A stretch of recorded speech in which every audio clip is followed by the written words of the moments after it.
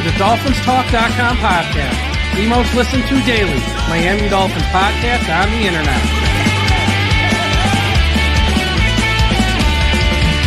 Miami's got the Dolphins, the greatest of all. Come on, Dolphins fans. Time to fins up. We're in the air, we're on the ground, we're always in control. And when you say Miami, you're talking Super Bowl. 'Cause we're the Miami Dolphins, Miami Dolphins, Miami Dolphins number one. Miami Dolphins, Miami Dolphins, Miami Dolphins number one.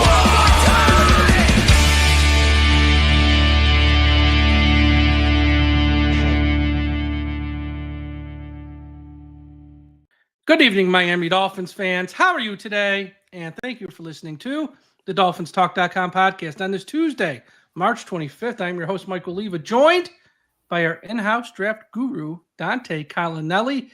Dante, you ready for the draft? Oh, you're on I mute. am ready. I think this is year 5. I think so, yeah. This It's is year 5. 5.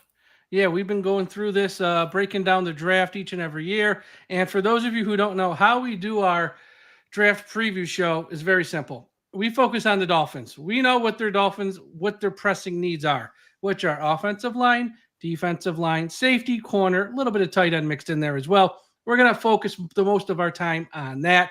When it comes to wide receiver, they're probably not taking one at least early. We're not going to talk about the top wide receivers too much. When it comes to quarterback, probably not going to get Cam Ward. Spoiler alert, we're not going to waste a lot of time talking about that either. So we do this is focused on the Dolphins. And on today's show, we're going to go over quarterbacks, running backs, and tight ends.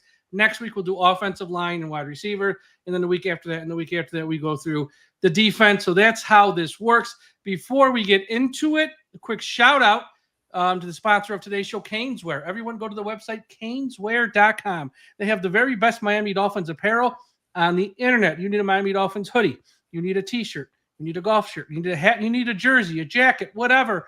Caneswear.com has the best Miami Dolphins apparel on the internet. They also got stuff for the Florida Panthers, the Miami Heat, Miami Marlins, of course, the Miami Hurricanes, hence Caneswear, and all the college teams in the state of Florida. But especially if you need great Miami Dolphins apparel, go to the website caneswear.com, and they ship internationally as well. Also, if you haven't signed up for Dolphins Talk Extra, you want more Miami Dolphins coverage, we have a private message board. We run contests where we give away a ton of prizes. We have podcasts not about the Dolphins, whether it's pro wrestling, the NBA, Major League Baseball. Go to patreon.com/Dolphins Talk. $3 a month. That's all it is. $3 a month. You get all that extra, hence Dolphins Talk Extra content.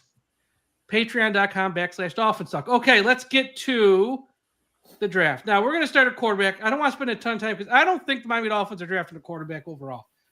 Maybe they take one late. It's possible. But I think when push comes to shove, they paid Zach Wilson a 1-year deal, but he's young enough where if they can fix him, they're going to re-sign him, I think, and it'll be your long term. I don't think they're gonna add a younger quarterback to be like a third arm. I don't know if they'll use a high draft pick on it. So let's just talk big picture. Dante, Cam Ward's your number one. We know that. He's everyone's number one quarterback, correct? It certainly seems that way. Okay. Sanders from Colorado. Is his floor pick 7 with the Jets? Would he get past the Jets, you think? I know you might not have him as a first-round quarterback, but we have to talk about what's really going to happen, too. Yeah. Right, yeah, no, of course, right. So I think his floor should be 7, actually. I don't have him as a first-round quarterback, but if you're talking about the value of that position, where the Jets are at, where some of the teams ahead of them are at, I look at Cleveland. I know the Giants have spent a weird amount of money now on Russell Wilson and Jameis Winston. I still don't think Shedeur Sanders would be a bad pick at 3 if they should still take him. Yep. Yeah. So I think there might be even, I think you could argue the Raiders should still look that way, even though that they have Geno Smith. So his floor should be 7. I think one of the most interesting things that I got out of going to Indianapolis this year is just like for the combine is just like talking to people. Yeah. I would not be surprised if Shedeur Sanders falls past 7. I don't think he should, right? I think the Jets should take him if he's there. I think it's it's about as easy as it gets to sit him behind Justin Fields for a few games. If Fields doesn't do it, you put Sanders in.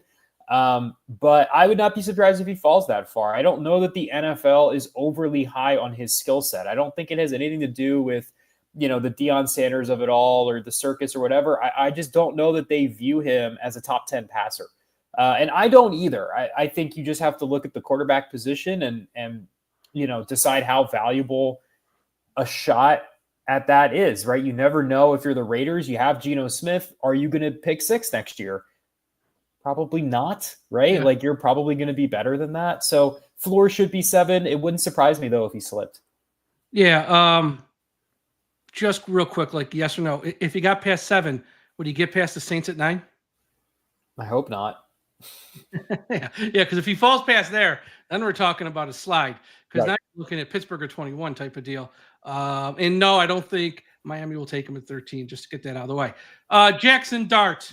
Look, last time I had you on 1 month ago for a little primer, I like Jackson Dart. I never liked him in the first round. It sounds like he's going to go round 1. There's even talk he might go 9 to the Saints in round 1. Is there I know there's a world. Jackson Dart at 21 to Pittsburgh is like, that's probably the spot, or could he go higher? I mean, he could go higher, right? I think it depends on how desperate these teams end up getting, right? If you're the Saints, your starting quarterback next season is Derek Carr or Spencer Rattler, right? And so, if this was a Madden franchise, you would just trade Derek Carr and, you tank with Spencer Rattler for a year, but that's not really how reality works. So, like, could they take Jackson Dart there as they think, hey, like, this is going to be our best shot to take a quarterback in the same vein that we talked about with the Raiders? Like, yeah, I could see them doing that. I wrote a huge Jackson Dart feature for my Substack. You can find that on X or Blue Sky. I don't see a first round player. I don't see first round traits. I don't see first round mental ability. I don't see first round accuracy. I see an okay quarterback prospect. If he goes on day 2 or he goes early on day 3, I'm not going to be upset about that, right? He reminds me a lot of the like Desmond Ridder type quarterback, right? Who went in the 3rd round. He sat for a bit. He got his shot. It didn't work out. That's kind of how I feel with Dart. I think he should go on day 2. I think he should sit, and then he should get a shot, and we'll see. But, you said, I know there's a world where he goes in the 1st round. I think we're living in it, Mike. I think we're living in that world. I do too. I think he's going to go somewhere between 9 and 21. I don't think he gets past Pittsburgh, honestly. I'd be very surprised. I think he's going to go between 9 and 21, somewhere in that range. To who knows? Maybe someone trades up and slides in front of Pittsburgh. Maybe a team like the Rams, if they fall in love with him, because they have to start to think about life after Matthew Stafford, even though they just paid him. Look, he's old. So you have to start to think about that. So I could see 9 to 21 is a sweet spot for him. I think it's going to happen. I'm with you. I don't think he's a first round. And look, I like the kid, and I don't think he's a first round quarterback. But he's not a first round quarterback, but he will. Okay. Round 2. How many quarterbacks are going to go in round 2? I look at Milroe and Quinn Ewers. Well, I'm not even a big fan of Quinn Ewers, but again, he's probably going to go in round 2. Are those the only 2 you see going around 2? And explain to me the Louisville quarterback, Tyler Shuff, is it said, or Shaw, whatever. Shuff, I believe. I've seen him go anywhere between the first pick of round 2 and the end of round 4. Some people love him, some people not so much. Are those the names we're thinking about round 2 most likely, those 3? I think it'll be Milroe and Shuck and or Shuck, Dart okay. if he doesn't get out of the 1st round. I don't think Quinn Ewers goes until day 3. I would be pretty surprised if he was a top 100 pick. I don't know that he has any momentum behind his stock right now. I think teams are going to see a player who, largely speaking, does not have above average NFL tools and got marginally better across 3 seasons at Texas. He has a really thin frame. He's not very mobile. He has injury concerns. I think he's a day 3 player. So I think it's Milroe where, like, look, some team's going to throw a dart at that dude. And quite frankly, I don't blame them. Like, I'm at 98. He might be Jalen Hurts. Yeah. Like I would not be upset about that. But I think so. Shuck's a really weird one. I did his tape recently. he is getting pushed up because this quarterback class is bad. And when you look at Shuck, he's a 6'5" prototype drop back passer. He's big. He can move a little bit. He's got a nice arm. He's tall. He looks like the quarterbacks of old that dominated in the mid 2000s, the early 2000s. Joe Flacco. Yeah. And so like, he's going to get propped up. This class is bad. It's aggressively bad. I'm not even like, I'm not going to be nice about it. It's not a good quarterback class. Next year's class is it looks better. Much better. It looks much better. Paper, this year's class is not great. And so you have a guy like Shuck, which you can say whatever you want about him. He's got a cannon. He can throw the ball around the yard. I would be worried about the fact that this is a player who was Justin Herbert's backup at Oregon. And he has been in college for 6 years due to injuries. He's transferred 3 different times. Look, he's got a lot of experience, and that's great. But this is not right. Like, this is not Bo Nix and Michael Penix Jr. last year. They transferred once, had a bunch of years of starting experience. Penix had, some injuries, but he was healthy for a while there. He had all of his injuries mostly at Indiana. And so I look at Shuck, a guy who's had multiple really bad injuries and has had to bounce around. He had his best year at Louisville this year, but again, like, this is a guy who's going to be like 26 midway through the season. And I don't see a player who is going to develop into a starter at that point. He can be a good backup for you, but I'm not taking that though in round 2. Yeah, you took the words right out of my mouth. If I take a quarterback on day 2, he's got to have like starter upside. So like for me personally, it's Milroe. And if Dart is still there, those would be the only 2 day 2 quarterbacks I would even consider. Everyone else would be day 3 for me. Okay. Now, I'm going to say pick 98 because that is technically the starter of round 4 because it's the round 3 compensatory pick. So after round 3 is over, technically it's round 3, but it's really the start of round 4 in my eyes. And if Miami's going to take one, it'd be 98 on. They ain't doing it with pick number 13 or 48. And I think the next 3 names are guys mainly going to go probably round 4 on. And Miami has 2 picks in round 4, 2 picks in round 5. I'm going to give you 3 names. Let's just first, Kyle McCord. Second, Will Howard, who I am not a big fan of. And third, Dylan Gabriel. Those are guys probably around 4, around 5 range, I think. Yeah, probably. Let's start with Kyle McCord. I know he's a lot of fans are in love with him. Look, I saw him play every game this year. Saw him play every home game in person. I like the guy. Some fans, I think, who maybe didn't see every game are a little too much in love with him. He had 2 bad games, I would say, which was Pittsburgh, which was just take the tape and burn it. And what's the other one? Stanford was really bad too. But other than that, he played really well. And again, it's Syracuse. Okay. This ain't Ohio State. This ain't LSU. He ain't throwing to the best people. And he carried that team to 10 wins. What are your thoughts on McCord? Yeah, he's probably my preferred backup option, like late day 3 guy right now. I think like I would probably, for the Dolphins specifically, I would probably put him over Will Howard and Dylan Gabriel. I don't like Dylan Gabriel at all. So like he actually might be my lowest rated quarterback this year. Not a player I'm overly fond of. I'm not a big fan of him McCord either. is a player who I think does. Yeah, right. Like I think you've got a lot of limitations on Dylan Gabriel. McCord, at least to me, I want my backup quarterback to think that they are better than they should be, right? Like I want my backup quarterback to have some moxie. I want him to hit the field like and think like I'm going to make every throw. You know what I mean? And Kyle McCord, God bless his soul, thinks he's Baker Mayfield, and he's not, and that's okay. But like we have Baker Mayfield at home is a 10-year backup quarterback at the NFL level, and I think if you're the Dolphins, a team that has struggled to fill the backup quarterback position. I don't think McCord ever becomes a point where he's a preferred starter. I think that's a wildly rare outcome in his range of outcomes. But I believe our guy at the 33rd team, Kyle Krabs, comped him to Colt McCoy. Colt McCoy was a 12 to 15 year backup quarterback. When he made a lot of money. Yeah, made a lot of money. When he played, he was serviceable. And so I think that's kind of what I envision for Kyle McCord. And I think if you're talking about like scheme fit wise, I think his ability to get the ball out quickly, be a distributor, let guys like you guys had Allen out there, Gaddison, Meeks, just get the ball in those guys' hands, throw the balls up to them in 50-50 situations, let them make plays, just get the ball out, be tough, throw the ball down the field. Like that's what I want for my backup quarterback. That's what you get out of Kyle McCord. Gabriel doesn't really do it for me. Will Howard scares me with size with him. Really scares me. Yeah, I mean, I think you have size concerns. I think you have arm concerns.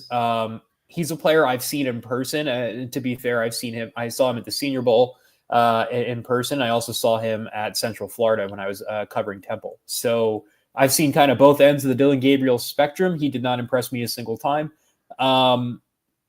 So Will Howard is a player that I would probably put in the same boat as Kyle McCord. I just like McCord a little bit better specifically for the Dolphins. Yeah. And, this is a bad class because after that, you're talking about Riley Leonard, who's not an NFL quarterback in my eye. Curtis Rourke, I think he's coming off some injuries. Again, we saw him in the playoff game against Notre Dame. Indiana had weapons on offense, and he was kind of exposed in that game a little bit. He did not look well. And are there any other sleeper quarterbacks that you like in the later rounds here? I know the kid from Missouri is interesting. Cook a little bit. He might spark interest late. But are there any guys, sleepers, around 6'7", undrafted? You go, you know what? I take a flyer on him. I have him to Honestly, no. No? Yeah, I'm just going to be I'm frank, 100% with you. No. Yeah. No, it's a horrible class. And the class next year is much better. You got the kid from Penn State's going to come out, whose name slips my mind right now. Aller. You can put him. You got the kid from LSU, the Nussmeier, and everyone says Arch Manning. Look, I think he'll come out. I don't know if he's good. Look, here's the thing with Arch Manning. You don't need money. He's not like you can't look at him like every other kid because money's not an issue in that family. He's going to do what's best for him. These other guys are chasing not just the first contract, but the second. Arch Manning don't have to worry about money a day in his life, so it's a little bit different with him. But yeah, next year's class is much better. So quarterbacks, yeah, if you're not going to take a shot on McCord or Howard in the middle rounds, maybe Milroe, if he falls, you want to take a shot. I'm all for that because I do think he can be the next Jalen Hurts in time, maybe. Those are about it for the Dolphins. Otherwise, and once again, I don't think they're going to take a quarterback. Let's get to running backs. Again, there's actually some pretty good running backs in this class. Let's get to the big one because I've seen this spoken about on social media a lot. Ashton Genty is probably going to go top 10, probably. If he falls to 13, I know you're not a running back guy. Would you be mad if Miami took him at pick 13? I would not be mad if the Dolphins took Ashton Genty at 13. You think he's that good? I do to a certain degree. I'm not saying you're wrong. I'm just... Yeah. I do to a certain degree. I think here's the thing, right, is like whatever team drafts Ashton Genty, he's a good football player, right? So we can argue about the merits of running back value versus other positions, and those are fair arguments, and I would be probably the person leading that argument. But at the end of the day, sometimes you just got to draft good football players. Look, Genty would be at the bottom of my list of picks that are acceptable at 13. And it's a long list. There's like probably 15 names I've talked myself into at this point. And he's one of them. If they draft him, I'll be like, sure, why not? I would have a lot of questions, and I don't know that it would be my favorite pick, but I'm not going to sit here and kill the Dolphins for getting a player that I have rated as one of the 5 best players in the entire class at pick 13, right? Like it's just, sometimes it's just that simple. You know what I mean? And like the idea of him with Devon Achane that's fun. That's neat. I would be a fan of that. But at the same time, here's the question though. Yeah. You're going to ask, well, somebody would ask Chris Greer, you took Achane in round 3. You traded a 3rd round pick to get Jalen Wright. And now you're going to use a 13th pick in round 1 on another running back. Are we going to run the wishbone next year? I mean, why are we investing, these high picks in this many running backs when you don't have an offensive line to block from to begin with? That would be the question. But I do agree. If you're just going on best player available and he's the best player at pick 13, I can't necessarily be mad at that pick. Yeah, I'm in the same boat, right? Like, again, if they draft Genty, I'm not going to sit here and be like, great pick, A+. I have no problem with it. But I'm also not going to kill it, right? Because it's just exactly. Like the Dolphins have taken players that I just thought were straight up not good in the first round before. Jason Allen, Charles Harris. Right. And so like, Agony. at least Ashton Genty's going to be on the field. They're going to give him the ball and he's going to be productive. And it's like, all right, so I don't know if that's like my bar is too low as a Dolphins fan or what the deal is. But look, I think Genty would be interesting. I think and we'll talk about this with tight ends too, is like one of the biggest things that Dolphins needed to do this offseason is to add different skill sets to the offense. Ashton Genty is a different skill set. Is it at the position that I would prefer it at? No, but it's a different skill set. He'll pick up 3rd and 1. He'll break a few tackles. So I wouldn't kill it. Yep.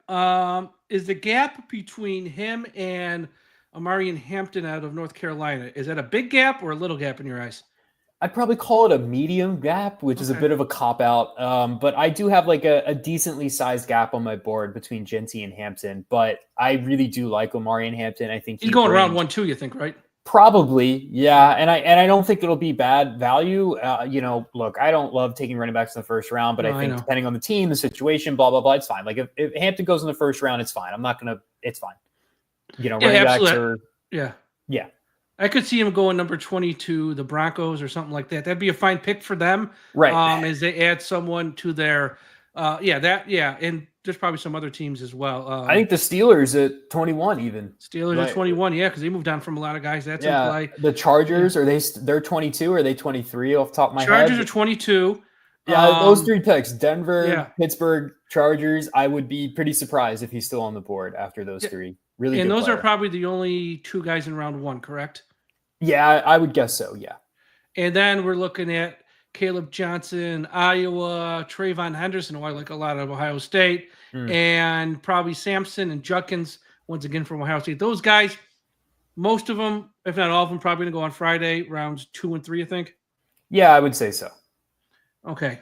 Now, again, for Miami, just because what they've invested with Achane and then Jalen Wright last year, I don't think running back in those first 3 picks up to 98 is likely. With 2 picks in round 4 and 2 picks in round 5, I think that's when it's in play at least. And a couple names here.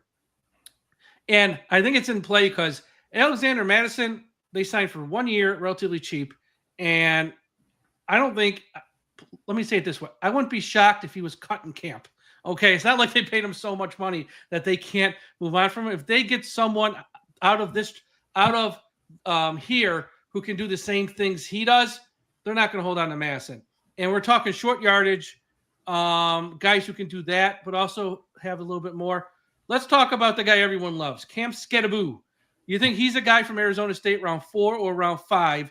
You think it's just a nice story? You think he has traits to play a role in the NFL? Where are you on Cam Skedaboo out of Arizona State, which I just love saying the name Skedaboo. It is a great name, and it is a great story. I do think that he has the traits to play in the NFL. Now, for me, he's going to be a day 3 guy. Some analysts are going to have him on day 2. Some analysts are really going to like him. And look, if you watch the tape, I mean, it's a bloodbath. I mean, he's just killing guys out there and not in the Pac-12 anymore. Yeah. And so, look, they go to the Big 12, technically a step up in the competition. He looks great, right? Sacramento State transfer, really good contact balance, short to the ground. He's tough.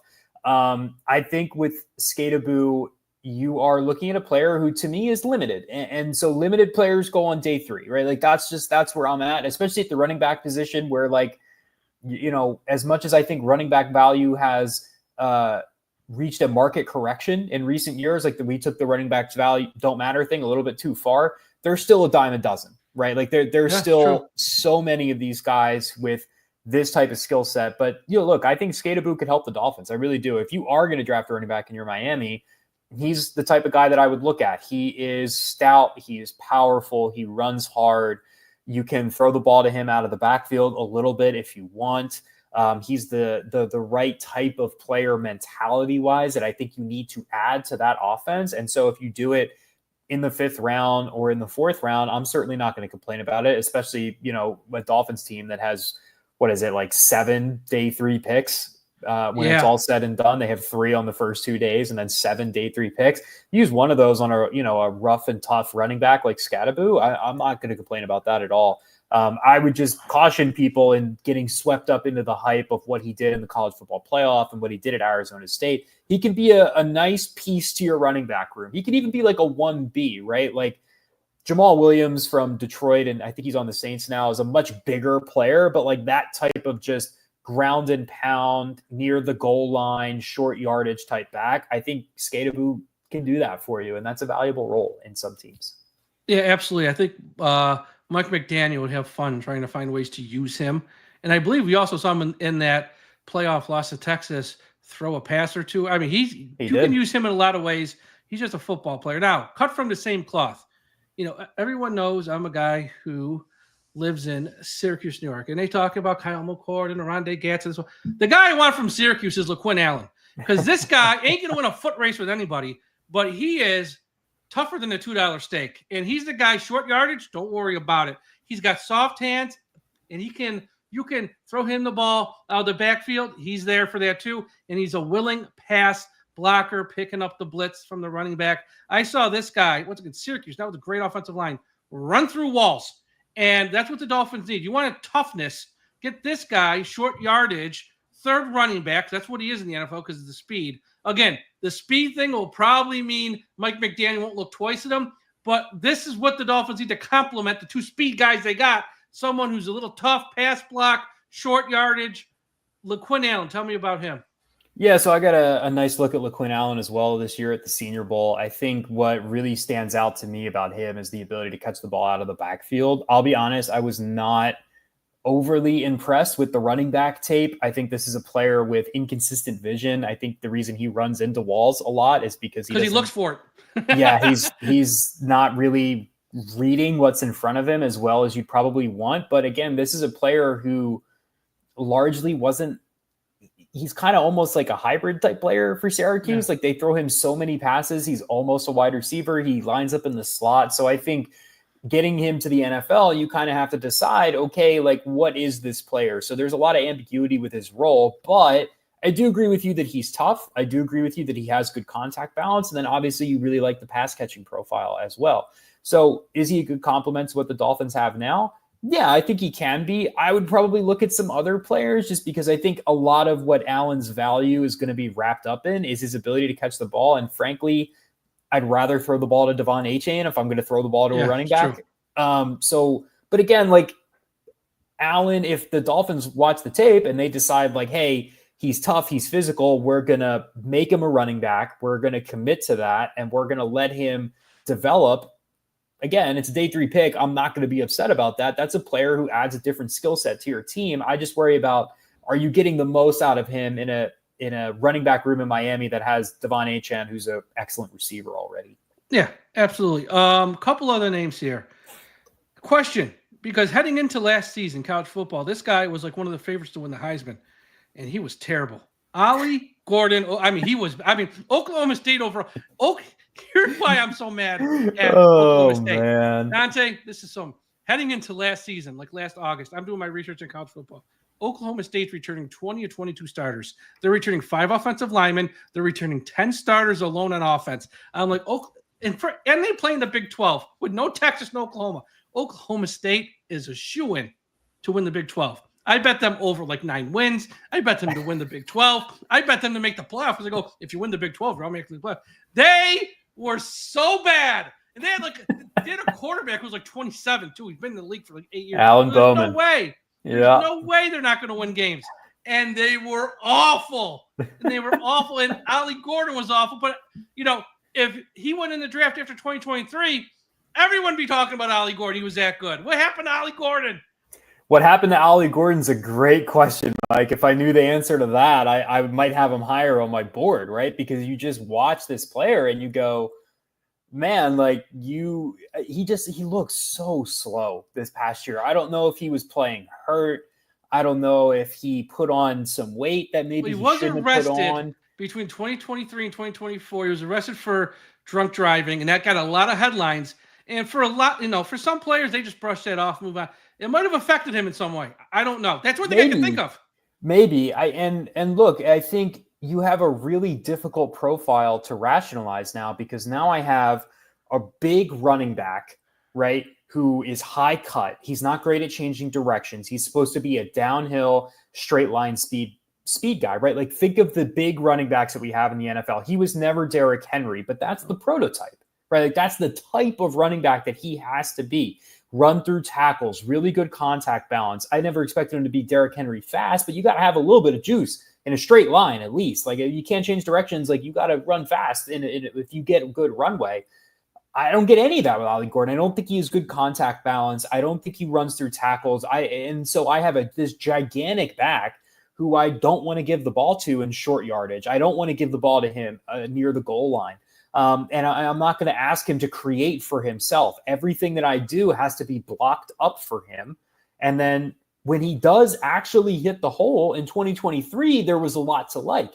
And that's why he was a lot of people's top running back. That's why he was kind of floated as a potential top 50 pick this year. But when he hit the hole in 2024, I mean, it looks like he got stuck in quicksand at times. I mean, guys are catching him from everywhere. He can't make anyone miss in the open field. So it's rough. I think Ollie Gordon's one of those players where, like, if I was a GM, like, I just want to sit down and talk to the dude for like 3 hours and just be like, dude, what happened? Like, did you walk me through what happened? And if he can talk me into, hey, I am more so the player that I was in 2023 versus the player that I was in 2024, I'd be willing to throw a late day 3 pick at him, but I can't even think about him above the 5th round, honestly, because it's just like I am taking a complete chance on an unorthodox player with an unorthodox skill set, even though I know he's talented.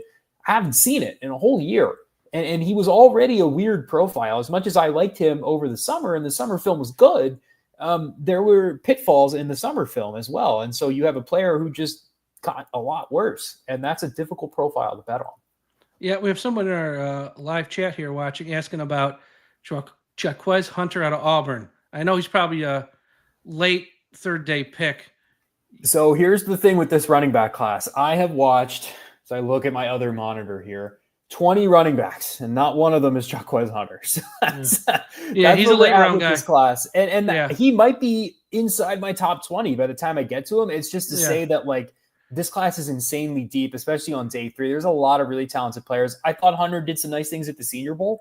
I thought he caught the ball well in one-on-one drills, and so that was nice to see. He's on my list. I hope to get to him. Can't really give you much more than what I saw down in Alabama. Yeah, one name, and then we'll get to sleepers. Let's throw a bone to our University of Miami fans. Damian Martinez. Have you watched him yet? I have. I know a lot of fans of the U, not just because he went to the U. They like him a lot. I saw him in the one game up here at Syracuse, I believe. I mean, it was fine. Nothing jumped off the page per se. Where are you on Martinez? I have an early day 3 grade on him. I think he's a 4th round running back, and I think he would probably be my favorite complement to Achane and to Wright. I think this is exactly the type of back, if you're going to add one, that you need. Martinez is tough. There's a touchdown run that you should watch against Louisville where he runs through like 85 people. Like it's one of the best. It's one of the best runs of the year. It's bonkers. I thought they had him like 3 times and he just kept going. Really tough, short yardage, good contact balance. I was impressed with how quick he was. He's not fast. He doesn't have breakaway speed, but he's quick. You know, he can make some guys miss a little bit. And for a player of his size and stature, I like that. So Martinez is a player I'm actually going to go back and rewatch. I might want to move him up the board a bit. I liked his tape a good bit. He impressed me at the Senior Bowl. I thought he tested well relative to his size at the Combine, if I remember correctly. So really nice profile. I think he might go top 100, like top 75. I think teams are going to look at him as like a 1B option in a backfield. I could see that. But if he falls to the 4th round, the Dolphins take him, I'd be really happy about that. I think that he could really do a lot of the things that we talked about Skateabu doing, a lot of things that Allen did. I like Martinez as a pass protector too. I think he's stout in that area, so you can kind of leverage him that way. Jalen Wright's a great pass protector, so I don't really know if the Dolphins need that, but you know, another thing ain't gonna hurt. Yeah, another feather in your cap, right? So I really like Martinez and specifically his fit with the Dolphins. Yeah, and they got picks, I think 116 and 135. So if he were to happen to fall somewhere with one of those two, it's actually probably very good value and a sweet spot if they want to take a running back round 4, someone of that level. Any sleepers? The only 2 names I see as sleepers are guys who I think can probably find a role in the NFL are Donovan Edwards from Michigan. Now, I know he played behind a great offensive line, so you got to take that with a grain of salt. You might not have that in the pros. And also Jaden Blue at Texas. Those are guys you could probably get at the end of round 7, I think, where they have 3 picks in round 7. Are there any other guys you see as sleepers who might be a little bit of a fit? I'll bring up one guy, Kyle Monungai from Rutgers. That dude is fun as hell. He is really small. He's not fast. But my God, is he hard to tackle. One of the best tackle breakers in college football last year. There's a run that he has against Washington where he runs through practically everyone on the defense, and he doesn't score because he probably is going to run like a 4.65 40. He's not fast, but my God, is he tough. He's incredibly fun to watch. 3-year starter at Rutgers, over 1,000 yards in all 3 seasons. He either had 0 or 1 fumble despite having like 600 career carries or something. Just this really sturdy, strong kind of fire hydrant type player. I'm trying to think of a comp off the top of my head, but it's not coming to me. He's really unique. I think he goes either undrafted or in the 7th round. I think he's got a profile that NFL teams aren't going to love. He's short and he's slow, which is not a great combo. But running back's one of those positions where sometimes you take those guys as UDFAs, you put them behind a half-decent offensive line, and they're valuable for you. I could see that type of role from Monungai. The last guy I'll shout out really quickly is Marcus Yarns from Delaware. I think he could be a good pass catcher for you. If you're looking for that out of the backfield to a 3rd down back, I think he can provide a little bit of that for you. He can't pass protect, so that's a big reason why I think he's probably a round 7 to undrafted free agent type player. But those would be 2 like very deep sleepers in a deep class that I would kind of point to as, kind of unique, fun guys who could fill that 3rd running back role depending on what type of skill set you're looking for. Yep. Let's go on to tight end here as we wrap this up. And I know the last time we did a show about a month ago, we spoke about Tyler Warren. Just like with running back, I don't think he's going to fall to 13, but if he's there, not a bad pick because he's a very good player. And even though tight end might not be the largest need for Miami, I think it's in one of the top 5 needs for the Dolphins, probably 5th. So Tyler Warren, we know if they take him at 13, great pick. Next question, though.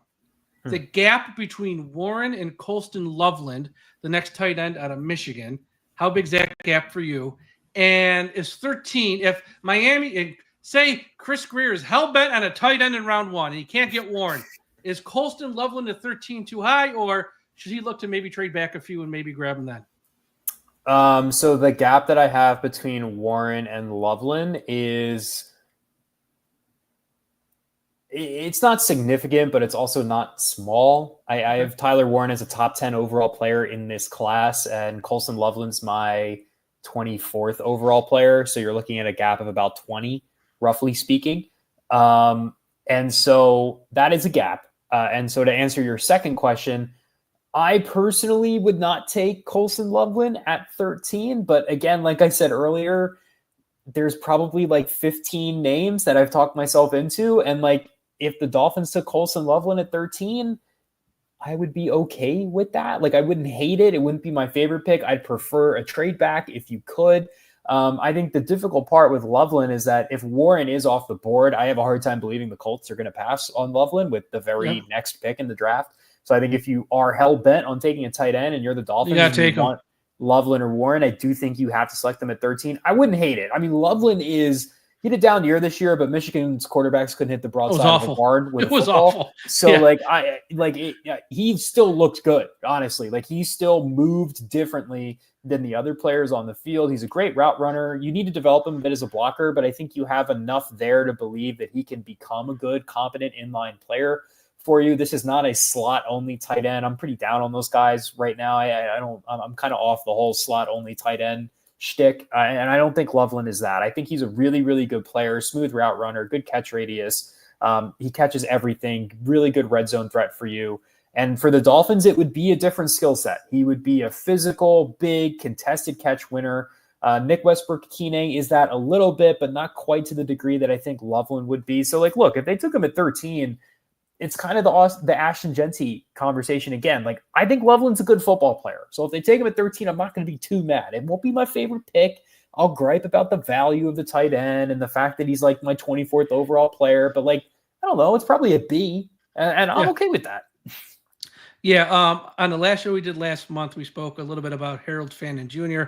I don't want to talk about that again, but has anything changed with you and him? Because I know you weren't a fan of, just not a fit, not to say you're not a fan, just not a fit for Miami per se, correct? Yeah, no, I'm still in that boat. Okay. Especially after the Senior Bowl, I just. Yeah. Okay, let's get to the two elephants in the room, because I know all fans listening to this podcast want to hear about these two guys, the sons of Dolphins royalty, let's just say. So let's just get them out of the way, even though they're probably not the next two guys. Well, one of them could be, I guess. Mason Taylor and Oronde Gadsden II, the sons of two beloved Miami Dolphins. Mason Taylor ranked a little bit higher here. Where do you see him? He's probably going to go on Friday, rounds 2 or 3, I would suspect. What are your thoughts on Taylor? Is he a fit for what Miami does? If you're a fan of the Dolphins who love Jason Taylor and want to see his son in Miami, you think he'll be there at pick 98? Is pick 48 too high? What are your thoughts on Mason Taylor? I like Mason Taylor. So he's my 4th rated tight end. I have a 3rd round grade on him, but I do think that so I think 48 would probably be a tick too high for me, but I don't think he gets to 98. So you kind of have to rationalize that in your brain, or is that like trade a up or trade down? Right. Do you trade up from 98? But I do like him for the Dolphins. I think he is, he's really athletic. He's got the speed that you want. He's got the ability to make contested catches that you want. I think what I was really impressed with is in his Senior Bowl performance was seeing him like run real routes. If you watch LSU, they just kind of run him to the flat a lot. They kind of just let him, roam in open space and throw him the ball. They don't really ask him to do a lot of like difficult things, a lot of stick routes, a lot of running to the flat off of split zone action. I got to see him run real routes at the Senior Bowl, and I was really impressed. The quickness, the speed, the attention to detail, it all translated. And so that made me feel a lot better about his projection. I don't know that I would take him at 48, but I think he would kind of fall into like hey, they take him at 48. Okay, like you can talk me into that. I think really my concern with Taylor is how much you can develop him as a blocker. I think he's a willing blocker, and I think he's got enough size to be okay, but you got to get him stronger. You got to get him more technically sound. It's not a big project. I'd probably describe it closer like a small project, really. But the Dolphins do need that type of player. I am tired of watching these inline tight ends who are either only blockers or cannot block or cannot catch the football enough. So I hope that they do this at some point. So if they draft Taylor at 48, I'm not going to be upset about it. I think he's a solid player. I think he's a worthwhile dart throw at the position. As for Gadsden, he's a receiver. He is. He plays wide receiver. Like he's not much of a tight end, really. Yeah, no, he very much falls into the slot tight end thing that I was talking about earlier. I have a 6th round grade on him. I have a player who I don't know what to do with him. Right? If I put him in the slot. I'm going to go on a bit of a tangent here. If I put a tight end in the slot, they have to be like an insane pass catcher. Because what I'm saying with that player is that I think you're better than any slot receiver that I could put in that position. Right? So like for me, that means you're competing with Jackson Smith and Jigba, right? Who had over 1,000 yards from the slot last year. You're competing with Cooper Kupp. You're competing with, on the Dolphins, you're competing with Jonnu Smith.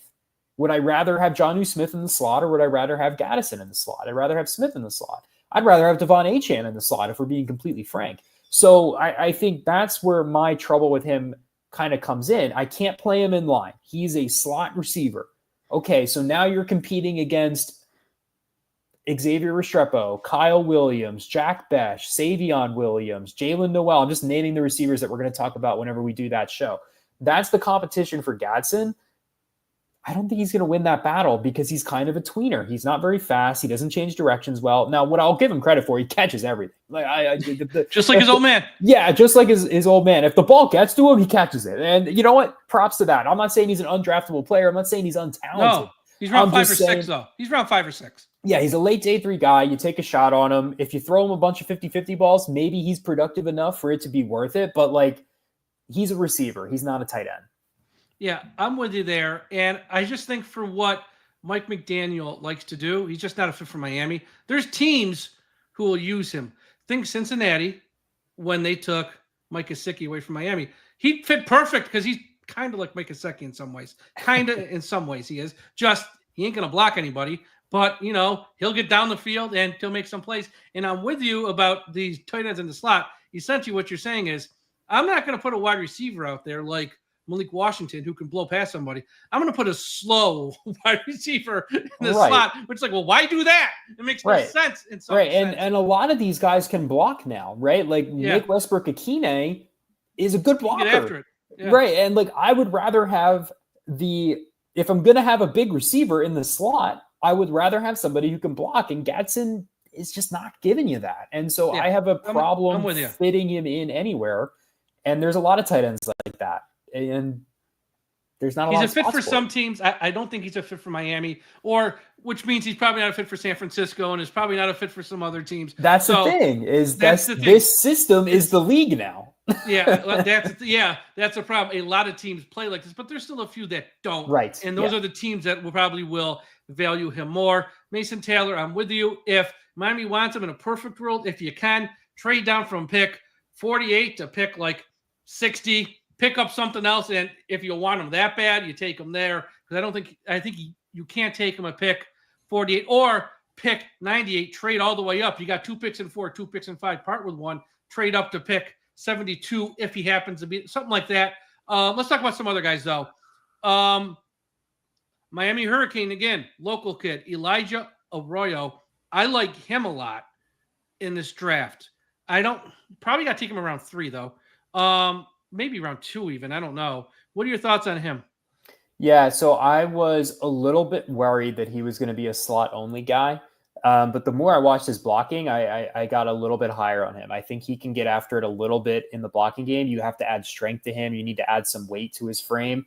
But if you're talking about like the ability to run routes, the ability to separate, to be a pass catching weapon, Arroyo outside of Loveland is probably the second best one in the class. Like he separates at will. He runs really good routes. He's got a nice big catch radius. He's fast. Like he can just run by people. So I really like Arroyo. He's my tight end 5. I have a 3rd round grade on him. I have him roughly in the same bucket as Mason Taylor. So I do think what you're getting with Taylor is a little bit more of that traditional inline tight end build.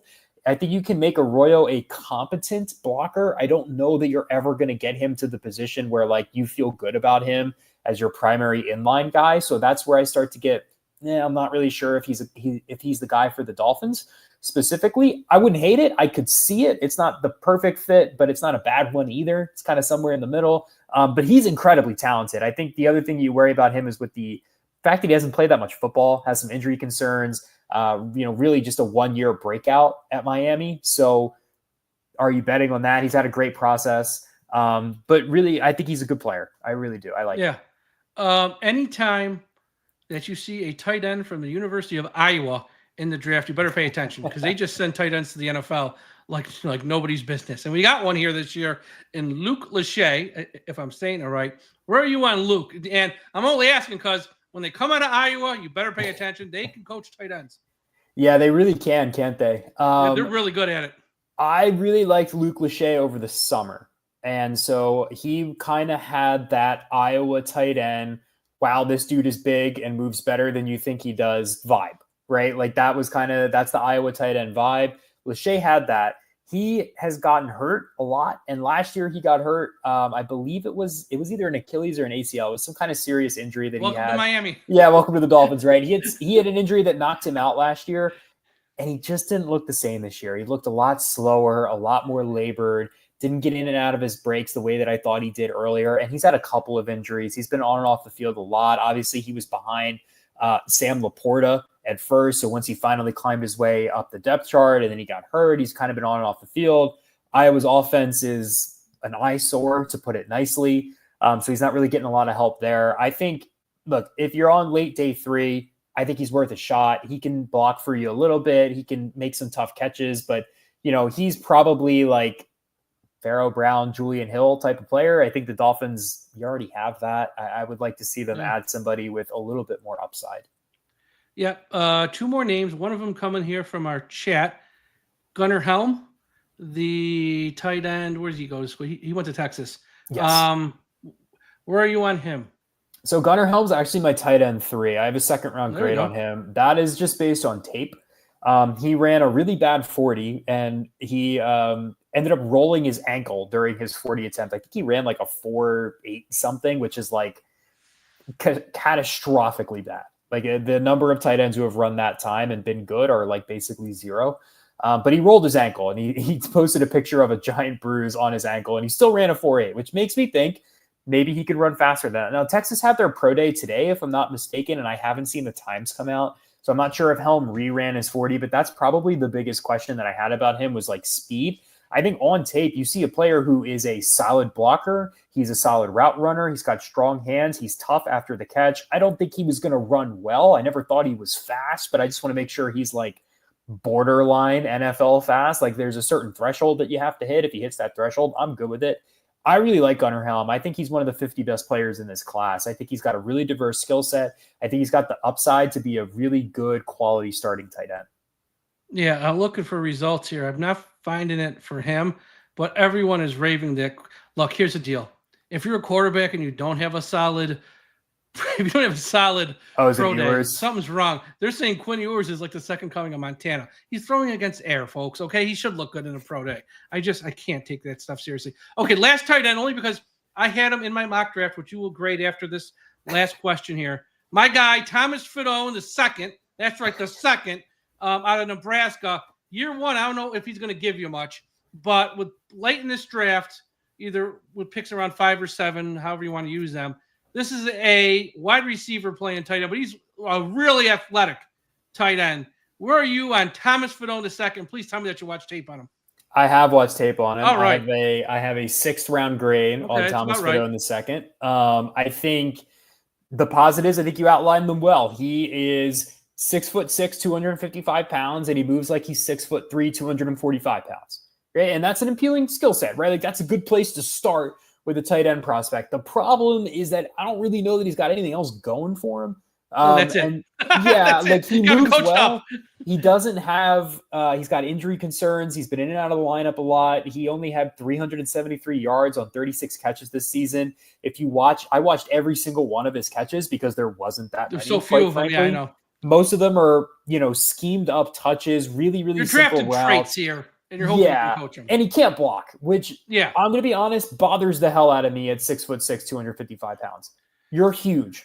Block somebody, please. So look, but if you draft him in the 6th round, you draft him in the 7th round, I almost never complain about 6th or 7th round picks because you're just throwing darts at the board anyway. It's a fine dart throw, right? Like he's not untalented, right? Like this is not a player who doesn't have the requisite skills and athleticism to play in the NFL. It's just that he's a huge project, like 3 years. Like you gotta, he's a practice squad guy, back end of the depth chart, and then maybe he gets a shot in year 3. Yeah, because when you're drafting guys in round 6 and 7, you're drafting traits, and those are traits you can hopefully turn into a serviceable second string player at some point. If they hit more than that and they become someone who can start, great, that's what you want. But at the end of the day, you're just hoping that the traits can be turned into a serviceable player. Oh my God. So I guess Jaden Blue, the running back, ran a 4.3 today. Just reading that. I saw a 4.28 from somebody. Yeah. Blue ultimately ran. Okay. Yeah. So, he ran a 4.25 and a 4.28. Holy cow. That's going to push him up the draft board at running back. Holy cow. That's, I mean, look, to me, it's not all about speed, but that does help. Any sleepers here at tight end, guys we haven't mentioned, round 7 or later, guys who might go undrafted that, you know what? I'd take a chance on him. Yeah, so I have a 4th round grade on Notre Dame tight end Mitchell Evans. I don't know where he goes, but I think it's 4th round tape. I think you're looking at a Pharaoh Brown type player with a little bit more as a pass catcher. I think Evans is a blocker first. He's got the size for it. He's got the physicality for it. He's a player who he tore his ACL at the end of last season. You could tell he just didn't quite recover, but he catches everything. I mean, this dude's like a black hole. You just throw the ball in his vicinity, he's going to catch it. The problem is he makes so many contested catches because he can't run away from anybody. So that's kind of the double-edged sword. But to me, like he's a tight end too, and I think you're happy with him as your tight end too. And to me, that's a 4th round value. So I really like Mitchell Evans. The other name I would bring up would be Jalen Conyers from Texas Tech. Really, really unique player. He's almost like a fullback. They used him at Wildcat quarterback a few times. He's the type of player that, like, I could see Mike McDaniel sitting down, watching the tape and be like, he's fun. And they take him in like the 5th or 6th round. Like, who was the Stanford tight end they took a few years ago? Smith.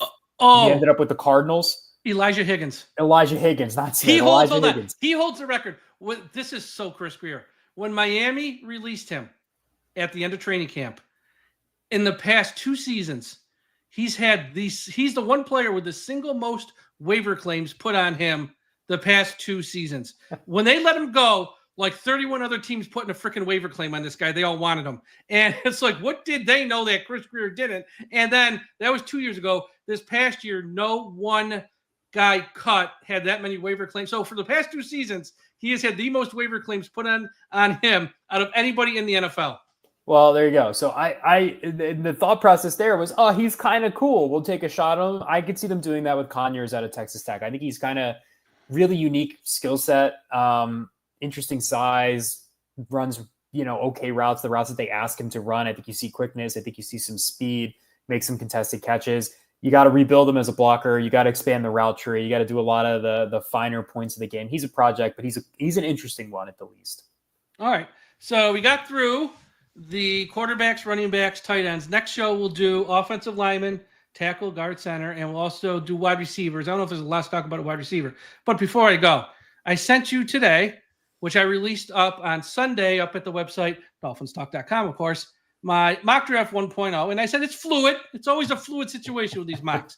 And I did it March 24th. This is going to change because I think the guys I have going to pick 13 and pick 48 might not be there at pick 13 and pick 48 as we get closer to the draft. I got a feeling they might go just before that. But for now, it's my first one. I want you to give me a grade overall, then tell me what you like, tell me what you didn't like.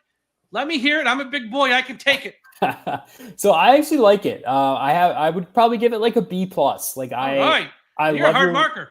I am. I love the 13th overall pick. I think Will Johnson's a slam dunk. If he falls that far, I really like him. Donovan Jackson's a small reach, but I like the player. And obviously I like that. I wrote about this for Dolphins on SI today, where like people are just like, every tackle can play guard and every guard, can do this. Like Jackson's actually a guy who has played tackle and has played guard, and I can see it with my eyeballs. And so I like him as like a nice fit where, hey, I can play him at guard. If I need a tackle, I can kick him outside. So I think like to the Dolphins specifically, I think it's a good pick at 48. So I really like that.